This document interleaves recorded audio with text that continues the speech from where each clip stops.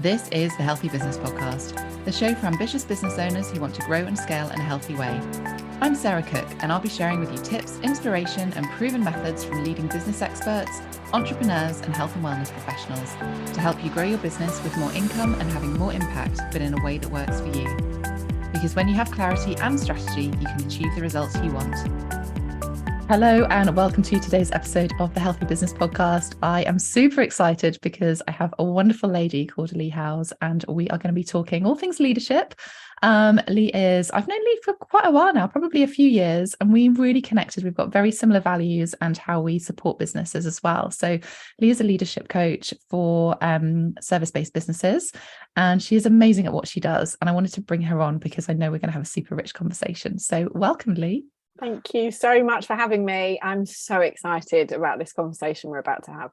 Oh, me too. And I'm going to dive straight in because I know pre-recording we were talking about this. And I just want to go straight into the question that I ask all of my guests about what a healthy business means to you, because I know you've got a brilliant kind of backstory, and that really kind of plays a huge pillar, I suppose, into how you lead your business, but also help others as well. Yeah, thank you. I love the question. Firstly, it's something that just really kind of feels and taps into my heart. So I'm excited to start here. So to give some context to like why I feel the way I do, I will share, if I may, a bit of a backstory. So my background is in HR. So I had a successful career, which I absolutely loved for, well over a decade, probably about 15 years. I can't even think about the numbers. And it was only really when I became a mum that for the first time that just my priorities changed. So when I returned after some maternity leave, before I had never been a clock watcher. I was the person probably last in the office of the evening. And then what happened was I found myself, and it kind of like come at me without any warning. I needed to be somewhere else. And at the time I was living in Hertfordshire, commuting down to Surrey. So I just really struggled with kind of what my role in life and work, because I still felt very driven, but just didn't really know where I sat. So that was the first step of like, what does healthy look like for me in that moment? And what happened was, without kind of covering all of the story, I ended up when I became pregnant with my second child, moving away and setting up a business. Now, when I left, I guess for me, healthy at that time would have been, in my head, I had the word freedom, but I hadn't really thought about what does freedom even look and feel like. So I just came out, thought, this is what I want to do. I want to be able to work and have some freedom. And what ended up happening was 2 years into my journey, I was sitting by the side of my youngest's bed in hospital. He'd been taken in by ambulance with pneumonia. And I can remember being on the phone to a client. So at the time, I'd been doing lots of consultancy work. And I know that if I had have said to the client where I was and what was going on, they would have never expected me to take the call. But what I found myself in was this feast or famine situation, which I'm sure many people would resonate with, where it was like, I've had a couple of really good months, but it's been really quiet. Now I don't have the money. So I've got to take this call. And I remember in that moment, almost this paradigm shift of, this is not why you set this business up. You did not set it up so that you couldn't be present in those most important moments. Now, thankfully, he was fine. He came out of hospital. But at that point, I made some decisions and some changes in my business. And what I decided was I was not going to put myself in that situation again. So I threw myself into a network marketing opportunity.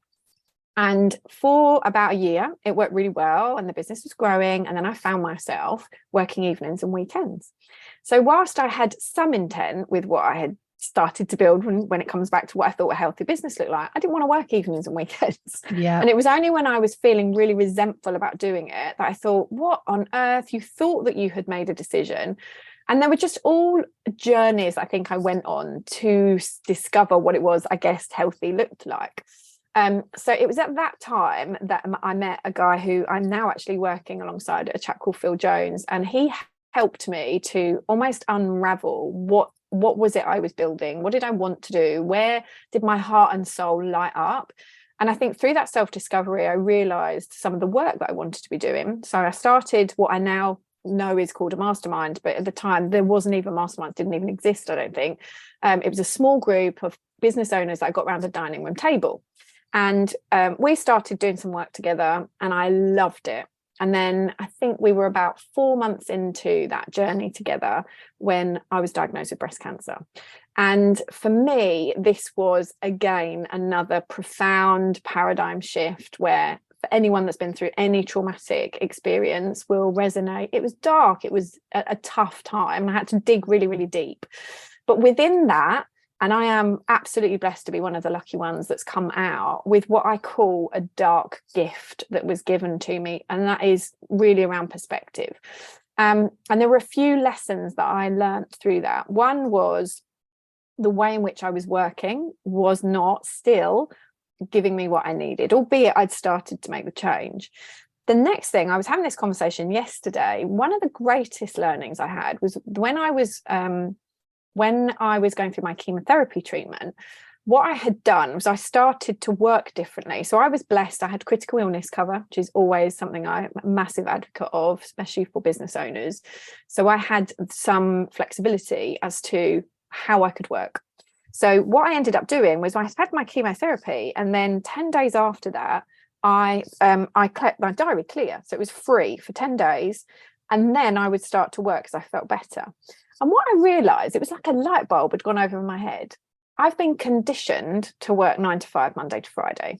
And even though I said I wanted freedom when I started, I'm now running a business that still isn't giving me what I thought, because I hadn't really thought about what it was that freedom looked like. So it's back to that question of what's healthy. And it worked really well. So whilst it was a situation that had been forced upon me, it's really where this personal contract comes from, which is some work I do with my clients all the time, which I think really comes to your point about what does healthy look like. It's different to everyone. My version of healthy, which I've learned through the journey, and thankfully I am out the other side, is that firstly, I have to understand what is most important to me. And what I've realized is that can change.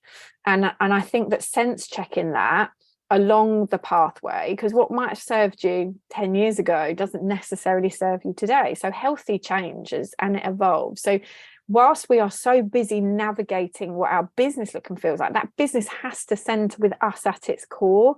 And until we get curious about self, and as someone very beautifully on a podcast I was on yesterday talked about connecting with self, then we're never going to understand what healthy looks like. So for me, healthy today means that my business allows me to work part-time.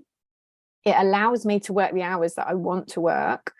And it allows me to put myself as much as I possibly can first, so that I can show up and be the best version for my clients, for my family. Do I always get it right, Sarah? No. Am I a work in progress? Yes. And the other thing for me is I'm richer for conversations. So the people I hang around with, the space and the environment that I put myself in, the connections that I have, the curiosity I have about people, that means like I'm feeling healthy. So I know that was a very big story to answer the one small question, but it's a big question, right? And I hope it gives you some idea of what I care about. And, at the end of the day, I don't believe in building a business that isn't aligned to what matters most for you. You should not have to make a heap of sacrifice, because otherwise, what's the point? You might as well go and be employed. I love all of that. And I mean, my listeners will know this is very similar to kind of how I talk and my experience, not from a kind of cancer survivor perspective, but just having those moments where you go, why am I doing this? And, I've had some big lows as well of kind of nearly losing my child at childbirth and, having to learn to walk again. And those are big moments at whatever stage, whatever's going on around you. And I think we're quite similar. Like, you choose how you respond to that. And sometimes it doesn't go the right way that we hope it will do, but actually there's learnings from that and we can choose to navigate from it. And something that you said in there of we're a work in progress. We are always going to be a work in progress because life changes. Like, we're both mums, our children get older, they have different needs from us. And I think that's okay. Like, I think we get sometimes caught in this box of what success looks like or should look like and what freedom should look like. And this word should, especially in the wonderful world of social media where we get a filter of what everybody's lives look like. But we're so aligned on this actually it's so important to build a business in a way that feels good for you and to have those check-in points, because things change, and that's okay. In fact, it's the one thing that's constant, isn't it, is change.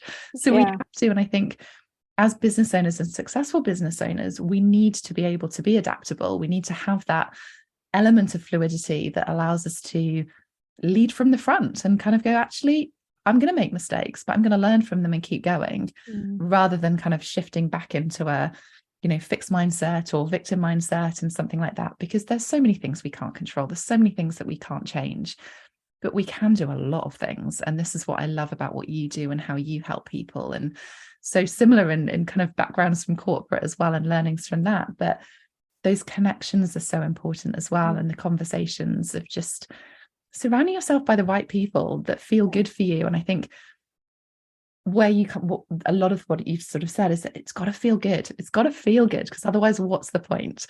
And I think that's so, so important. So obviously, from a leadership perspective, it is about leading your business in a way that feels good for you. And I know you wrote a book very similar to when mine came out, actually, last year. We were really similar, Foundations to Lead From. So go and check that book out. It's amazing. But you talk about kind of key pillars like the personal contract and things like that. If people are thinking, kind of going, okay, something's just not feeling right within my business, I'm just not feeling quite aligned, and I don't really know why or how to kind of start getting curious, what would you recommend them doing or starting with? Because it can feel quite overwhelming, can't it, when you're your own business owner and you don't have that support around? Oh, 100%. And only recently, actually, I was talking to a very, very good friend of mine who is in the corporate. She doesn't run a business. She's in the corporate space, and she's been doing some soul searching. And what can feel like a simple exercise to do is actually really quite challenging for all the reasons that you've just said. And that's why, there are people like you and I supporting, because sometimes it can be helpful, can't it, with that objective, fresh eyes and perspective to help peel the onion. But I really want to encourage people to become more curious about self and almost do some self-coaching. So a practice that I find, it's really, really simple. And you hear about journaling a lot. And I think people find the prospect of it, they're not really sure what that looks and feels like. And I simply say to people, you don't have to have a notepad. You don't necessarily, you've got your phone. I've got Voxer, so I use Voxer on my phone, but you can voice note yourself. There's different things you can do. What I encourage people to do is try and almost catch the moment. So I say thoughts become feelings, become behaviors. And I think what can often happen is we move very swiftly when the self-awareness isn't there into behavior. So we're responding to something that we haven't necessarily realized has been triggered by a thought, and that thought becomes a feeling. And what I'm trying to encourage my clients to do is, the more self-aware we become, the more aware our subconscious thoughts become more conscious, because we're just looking for them and feeling them. I want them to feel it. And that, I've been working with a client recently, and when we've dived into this, I said, look, I just want you to get yourself a book. Just get yourself a book, or use Voxer, whatever you feel more comfortable doing. And when you have a feeling, I just want you to just stop.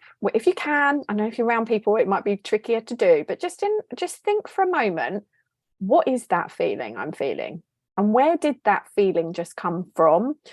And what is profound, and I know because I've done this work on myself, is that for me, it's about, well, actually, that social post that I was just looking at, or that conversation that I just had, that actually is the thing that made me. It's almost reverse engineering it. I'm looking backwards to go, oh, and the more you start to practice this, the more of a realization you'll learn, and the more patterns you'll start to see. So my client's literally only just been doing this in the last couple of weeks, and she said to me today, oh my goodness me, I'm seeing the pattern, and we've put some strategies in place. So I guess back to your point of it, for me, it's about becoming more curious. It's about really starting to self-coach yourself and using whatever tools feel right and proper for you. I'm never one to dictate, oh, you must get a journal, you must journal, because some people don't want to do that.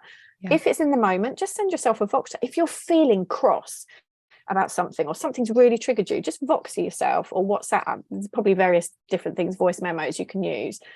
The more you write it down and capture it, I think it's one of my clients, Shelley, I always shout her out, Shelley Bosworth, is a mindset coach, and she talks about catch it, challenge it, change it. And I love that, because it takes the thoughts, feelings, behaviors. And I think the more you can practice that, the more it becomes almost a habit.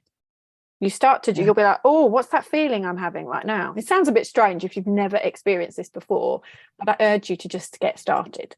Does that make sense? I think it's so important, isn't it? And I think, so many people, probably the same with you, come to us because they want to grow their business and they want business success. And they're like, I just need this strategy. I just want to know how to do this.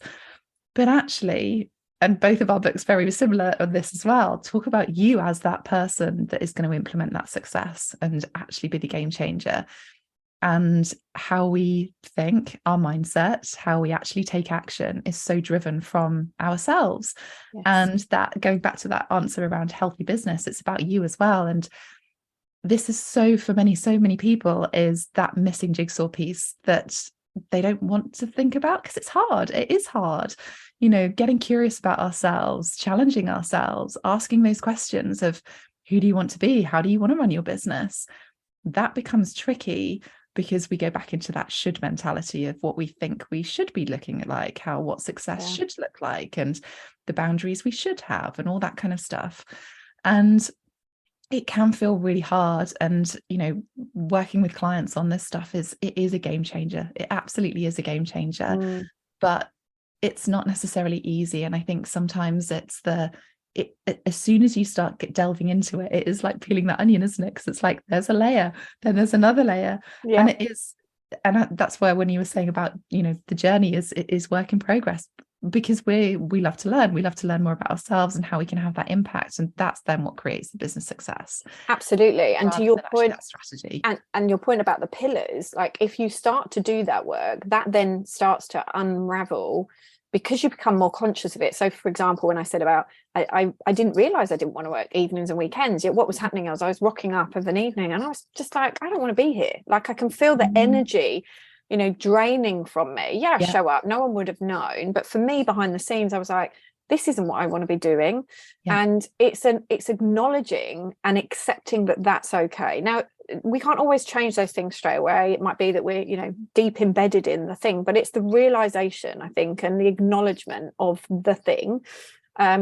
You can't, until you do that acknowledgement, you can't change it.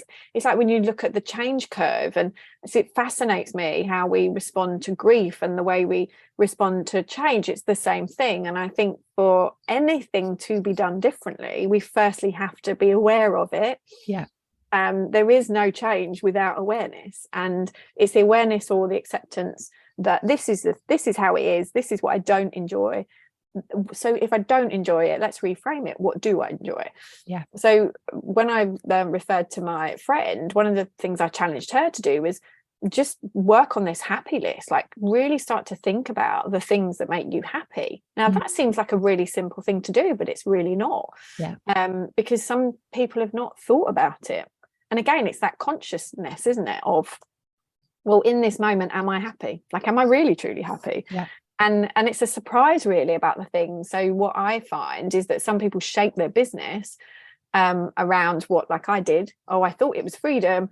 And what does freedom actually look like? Well, what are the things that really truly make me happy? Would you know, I was out the other day. What really makes me happy is pottering around a shop with absolutely, no, I don't need to buy anything. Just I'm on my own. I don't need to be anywhere. And I realize when I'm in that moment, God, this makes me happy. And if I'm not doing enough of it, then there are moments of happiness that I'm not prioritizing for myself.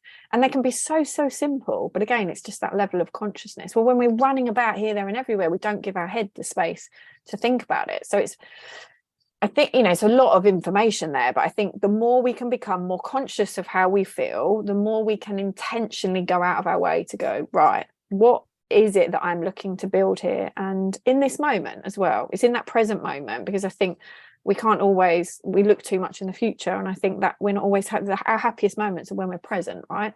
Oh, absolutely. Yeah, it's such a big thing. And I think we don't want to get into that place of resentment. We don't want to do that. And that's where that kind of regular check-in becomes really important, of going, well, I might have hit my business goals, my financial goals, but actually I haven't enjoyed it. I haven't been happy. So something still has to change. What needs to change? And just asking those kind of questions can be really, really useful, rather than getting to the end of the year and then it's too hard to change because we haven't had those kind of regular check-ins. It's much easier to tweak and adapt rather than to we're complete. tanker ship that we're trying to reroute, it's much harder, isn't it? Yeah, and it is the questions, like you say. I'm like obsessed with questions, and I do genuinely believe that I talk about two tools that I think every leader has in their kit that needs to be kept sharp. One is curiosity, and that's curiosity about self, about your business, about how you lead, about any team that you might have, around your space, the peers. Like, just get curious, ask more questions. I genuinely believe that there is magic at the end of a question. Interested is interesting, and the more you discover, the more you can respond. The other one is self-awareness. The more aware we are of ourselves, others, the surroundings, and the more we can encourage that, I think we can make a difference. The other one for me that I've been talking about a lot recently is personal responsibility. Ownership of. Someone very wise recently said to me, every problem is a leadership problem. And you mentioned earlier about this like victim mentality. It's very easy to fall into that, and I'm all about throw your toys out the pram, have your moment, like definitely lean into the emotion, but it is not probably going to serve you to stay there. So what can you do differently about that situation? And I think that's why curiosity, I just think, is a gift for us all. Like, there's just lovely stuff out there, isn't there, when we get curious and ask more questions. So true. I did a post recently about rather than saying I can't, reframing that into how can I, and it got so much engagement because it was just, we always say, oh, I can't do this, I can't do that, and it's like, okay, well, how could we do it if it's a priority for us, especially? And time is one of those big things that always comes up, isn't it, for people who are juggling lots of things. If you're a mum or if you're caring for people outside of business, we've all got other things going on. So time is one of those things. I can't do that because I haven't got time. So, okay, well, how can we create the time, or how could we reprioritize things that allows you to do something, especially if it comes down to this happiness piece, especially if it comes down to the bit that gives you joy, which should be your business, because that's why you've set it up in the first place. I love that. I absolutely love that. You're so, honestly, I just could talk to you for hours. When you find like a kindred spirit we're banging the drum about the things that are, I genuinely believe that these things can change. They could change the world. That feels so massive. But if everybody became more curious, more self-aware, took more ownership, wouldn't we be having more connected conversations? Wouldn't we have more impact? I sometimes feel like it's massive. It's so massive. Powerful. That's why I feel like there's a responsibility to make people more aware of the change that they want to see, I guess, in the world. But anyway, that was a deep one. Sorry, went off on a tangent. Conversations, though. It's why I love doing these. I don't even want to call them interviews. They are conversations. That's why I love having guests on the show, because it just, I don't know where these conversations are going to go, and that's partly what I love about them, and what the listeners say that they enjoy about them as well, is because there are those little golden nuggets. There's just little light bulb moments that when you're trying to create content, we were talking about this before we recorded as well, when you're trying to create content, that can feel hard. But actually, when you have a connection or a conversation with somebody that is aligned, there's so much stuff that can come out that you can then use as content. And it's just a different way of thinking about how you can do things in your business, and actually lead from that front, rather than feeling like you're in overwhelm or juggle all the time. And if you are feeling like you're in overwhelm or juggle all the time, then think about some of the things that he's spoken about. Look at some of the things that we can get curious about, the self-responsibility, not even self-development necessarily, because you've probably got all the tools that you need. It's just about applying them in a way that feels good for you, and not having that comparisonitis about what we feel like we should be doing.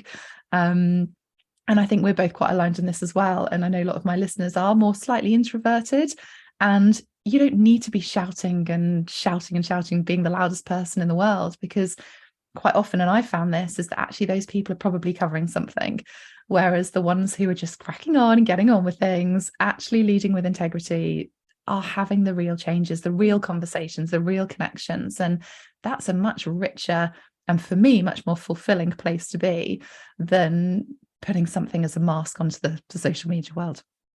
And I think even more important, like you say, if you're introverted, that knowledge of self is actually even more critical, because you have to protect and honor the way that you like recharge your batteries, as an example, because otherwise in the should world you keep going and you keep going and you keep going, and actually you're depleted, because the way that you operate is potentially going to be different to the person that may be sitting next to you doing the exact same thing in their business, and you're busy watching them feeling like you should, and you're not comparing apples with apples.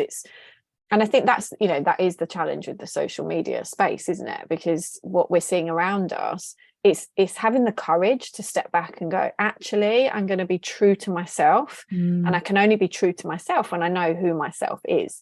And I think sometimes we've been chasing everybody else and all the shoulds. We lose ourselves within that.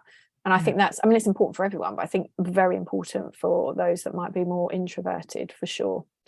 And it comes back to that confidence, I suppose, doesn't it? When you kind of have that self-awareness, having the confidence to then be yourself as an introverted leader, that actually that is okay. It's okay, because there's a whole load of people that are in that space and craving that space and looking for somebody like you, whatever niche or industry you're working on.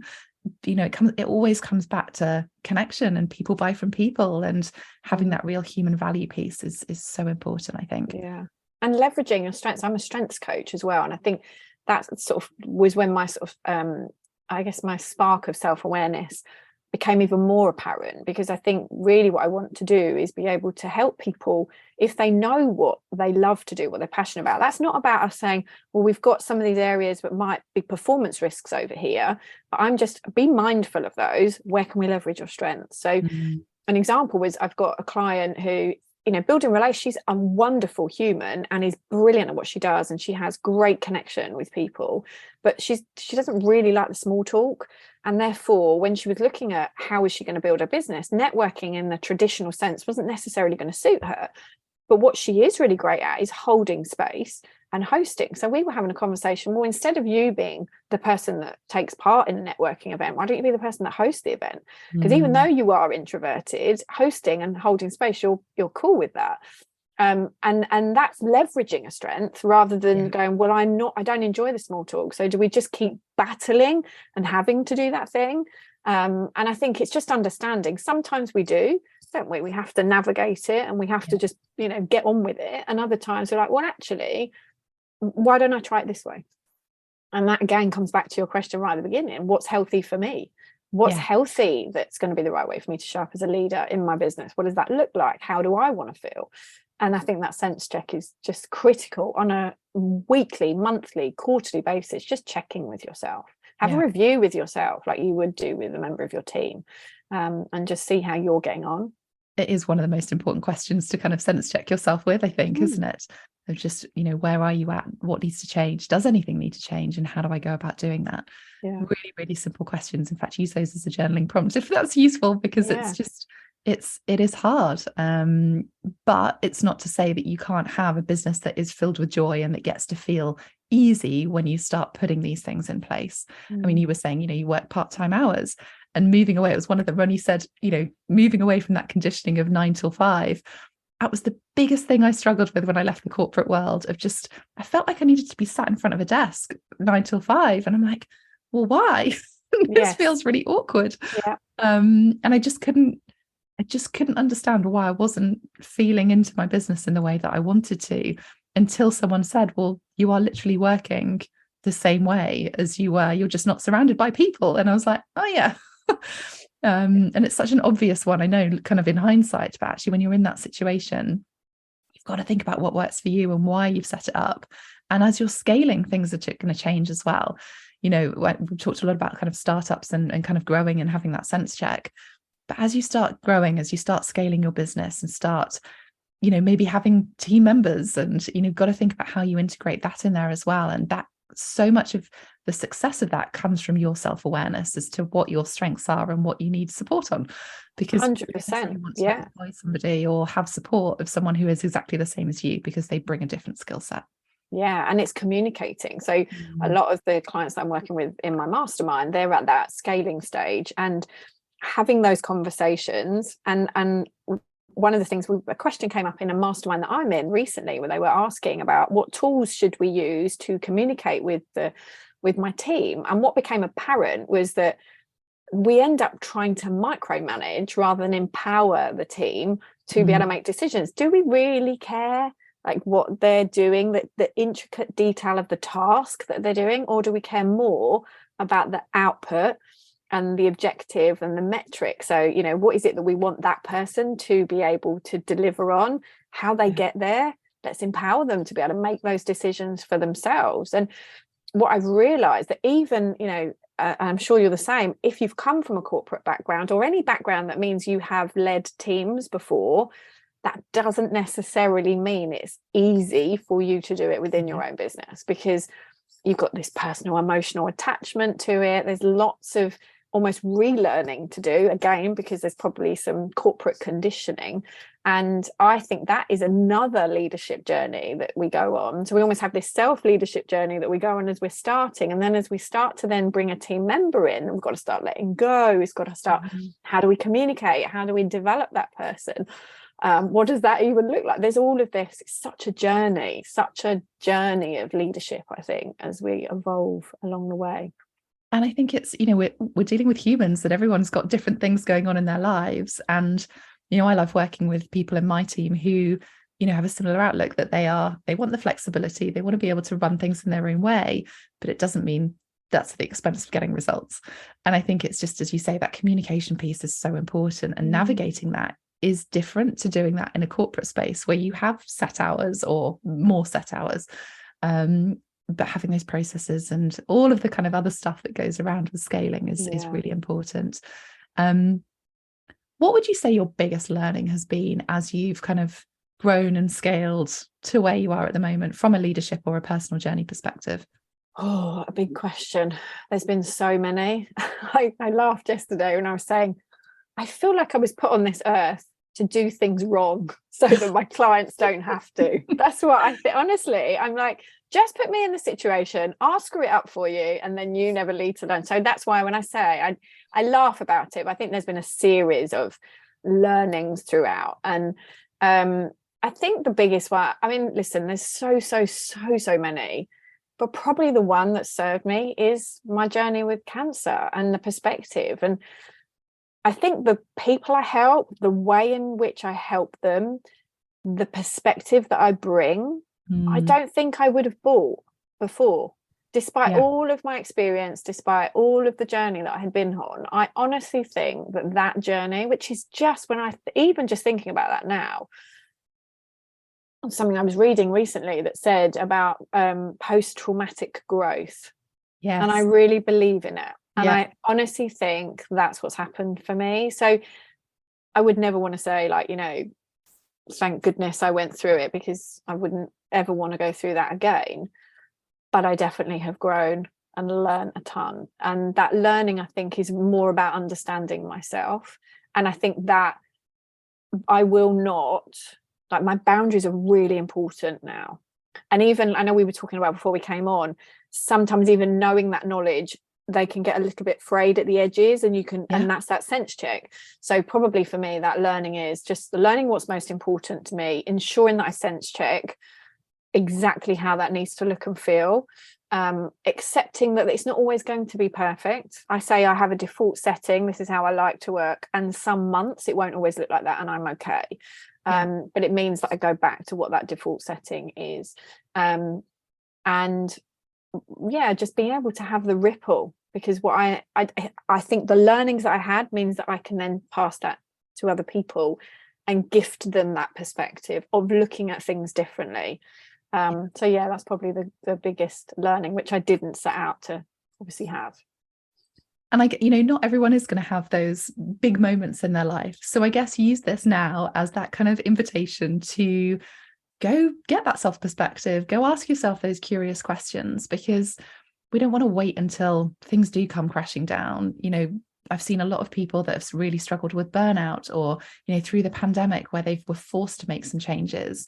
Now we're in a space where we have a little bit more freedom and that fluidity. And I think now is the time to really get super curious about how you want to live your life and how your business allows you to do that, because they are intrinsic as business owners, and creating the time, the space to ask yourself those questions is really, really key.